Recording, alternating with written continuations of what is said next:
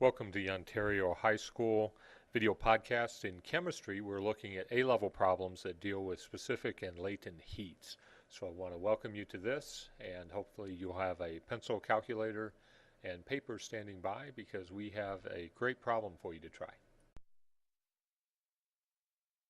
Try this problem number 2. We have a cubic piece of uranium metal. Its specific heat is 0.117 joules per gram times degrees Celsius.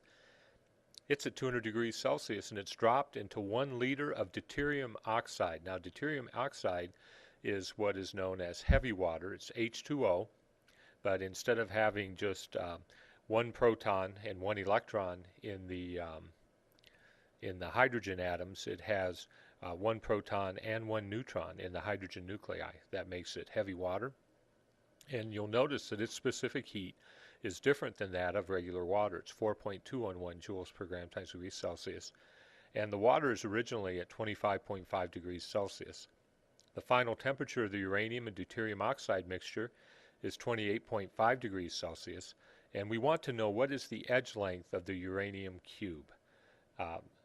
What may be helpful to us as well are the densities of uranium deuterium oxide, which are 19.05 grams per cubic centimeter for the uranium and 1.11 grams per milliliter for the water.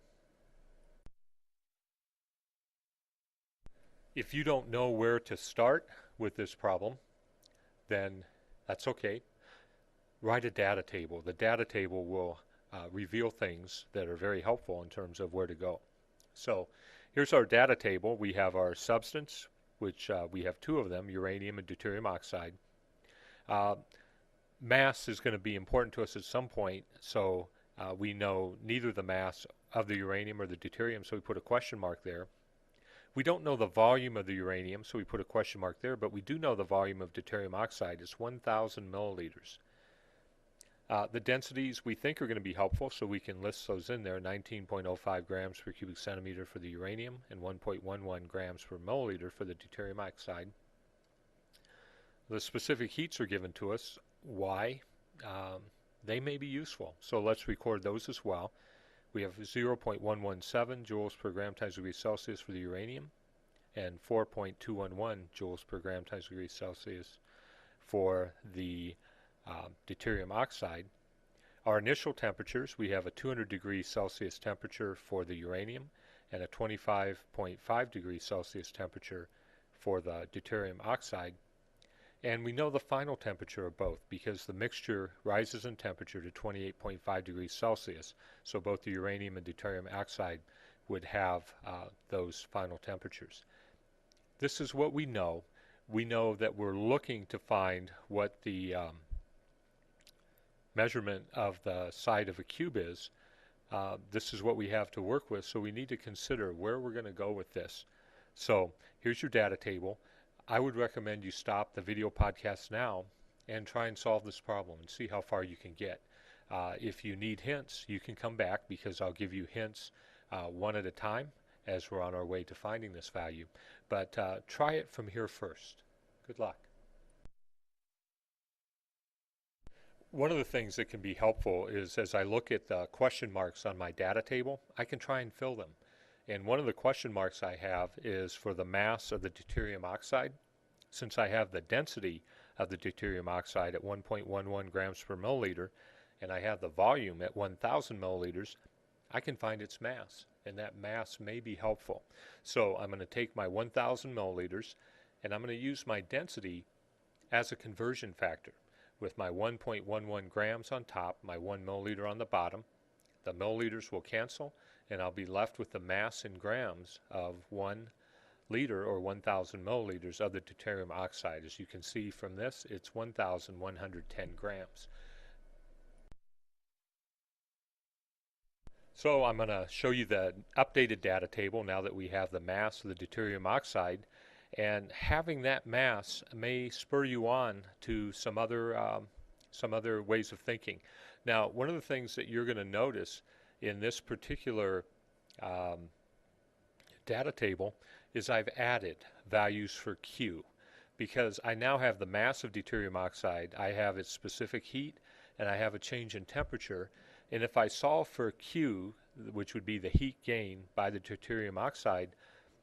And because I know that uranium, the amount of heat loss would be proportional to its mass, I may be able to use Q to indirectly find something out about my uranium. So that's going to be my next step. Why don't you pause the podcast and go that direction if you haven't already. So we're going to solve for the heat gain by the deuterium oxide using the equation Q, which is our heat, is equal to the mass of the deuterium oxide times its specific heat times the change in temperature. The change in temperature in this case is 3 degrees. It's 28.5 degrees Celsius minus 25.5 degrees Celsius. When we do this, you'll see the equation below. We take our 1,110 grams times our specific heat of 4.211 joules per gram times degrees Celsius times our 3 degree change in temperature. Our grams cancel, our degrees Celsius cancel, and we get 14,022 joules. Now right away you're thinking, that's not right in terms of significant figures. But I'm going to tell you this. It's okay, because this isn't the final answer that we're solving for, to leave this in a larger number than the true value of significant figures, and then we'll round when we get to the answer that we're looking for.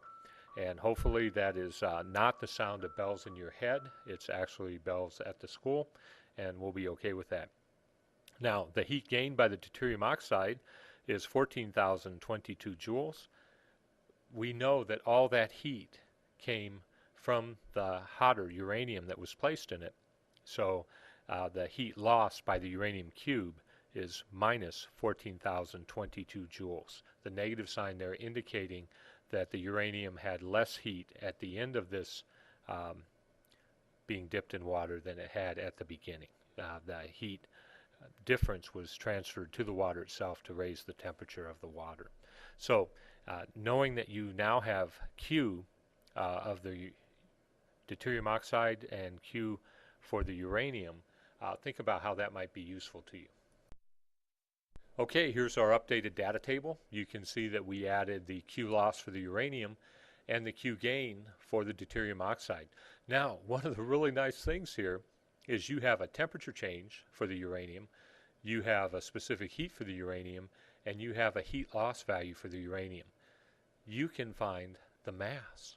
So what we want to do, we're just laboring through this data table, filling in every question mark that we can, and eventually hoping that it will lead us to being able to find our final answer, which is the length of a side of the uranium cube. Now, the relationship of heat to mass, specific heat, and our change in temperature, we have done a lot with. But what we're going to do is take that base equation and rearrange it to solve for m. So our mass will be equal to our Q, in this sense it's Q loss for the uranium, divided by the specific heat of the uranium and the change in temperature of the uranium. So our mass is equal to negative 14,022 joules. We're going to divide that by the specific heat, 0.117 joules per gram times degrees Celsius, and then we're going to divide that by the difference in temperature, 28.5 degrees Celsius minus 200 degrees Celsius. Note that the change in temperature will be a negative value. That negative sign is important because mass cannot be negative. So if you have a negative value for Q, your change in temperature also has to be negative so that those negative signs cancel out. And when we do this, we find that the mass of the uranium is 698.8 grams. Well, let's update our data table once again. We add the mass of our uranium in, and now we have this kind of happy fact. We have the mass of our uranium, we have the density of our uranium, we don't know its volume, but if we have mass and density, we can use that relationship to find volume.